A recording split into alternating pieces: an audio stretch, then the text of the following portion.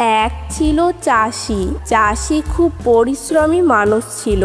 তার একটি ছোট্ট ফসলের ক্ষেত ছিল, যেখানে সে খুব যত্ন করে ফসল ফলাতো। চাষির জীবন নির্ভর করত তার ফসলের উপর। অনেক কষ্ট করে সে তার জমিতে কাজ করত আর প্রতি মৌসুমে ফসল ঘরে তুলত। অন্যদিকে জঙ্গলে বাস করত এক চালাক শিয়াল। তবে চালাক হলেও সে ছিল খুবই অলস এবং অন্যের উপর নির্ভর করে খাবার জোগাড় করত। চাষির ক্ষেতের পাশে থাকা এই শিয়াল প্রায় ভাবত কিভাবে সে চাষির ক্ষেত থেকে সহজে খাবার পেতে পারে। একদিন শিয়াল দেখল যে চাষির ক্ষেতের ফসল পেকে গেছে।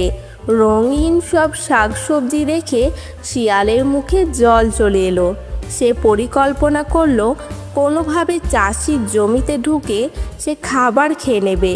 কিন্তু দিনের বেলায় চাষি ক্ষেতের দেখাশোনা করত, তাই রাতের বেলা যাওয়ার নিরাপদ মনে করলো। রাতে শিয়াল গোপনে চাষির জমিতে ঢুকলো এবং ফসল খাওয়া শুরু করলো।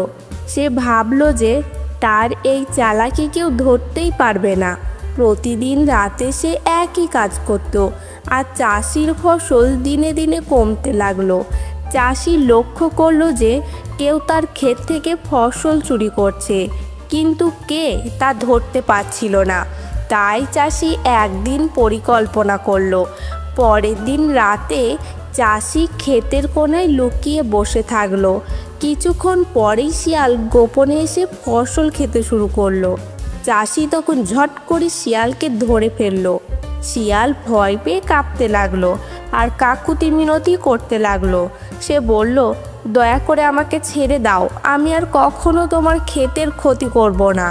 চাষি একটু চিন্তা করলো এবং বলল, তুমি প্রতিদিন এভাবে আমার ফসল চুরি করে আমার ক্ষতি করেছো। এবার তোমার উচিত এই ক্ষতি পূরণ করা। তোমাকে এখন প্রতিদিন আমার জন্য কিছু কাজ করতে হবে। শিয়াল কাকুতি মিনতি করতে লাগলো, কিন্তু চাষি তার সিদ্ধান্তে অটল ছিল। শেষমেশ শিয়াল রাজি হলো। প্রতিদিন শিয়াল চাষির বিভিন্ন ছোটোখাটো কাজে সাহায্য করতে লাগলো। আর এভাবে কাজ করতে করতে শিয়াল বুঝতে পারলো পরিশ্রম ছাড়া সফল হওয়া যায় না। অলসতা তাকে শুধু ক্ষতির দিকেই নিয়ে গিয়েছিল। অবশেষে শিয়াল আর কখনো চাষির ফসল চুরি করলো না এবং চাষির সঙ্গে বন্ধুত্ব করে নিজের খাবার সংগ্রহে মনোযোগ দিল।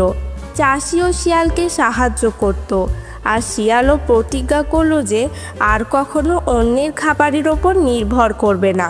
তো বন্ধুরা, গল্পটি যদি ভালো লেগে থাকে তাহলে চ্যানেলটি অবশ্যই সাবস্ক্রাইব করে নেবে আরও নতুন নতুন গল্প পেতে।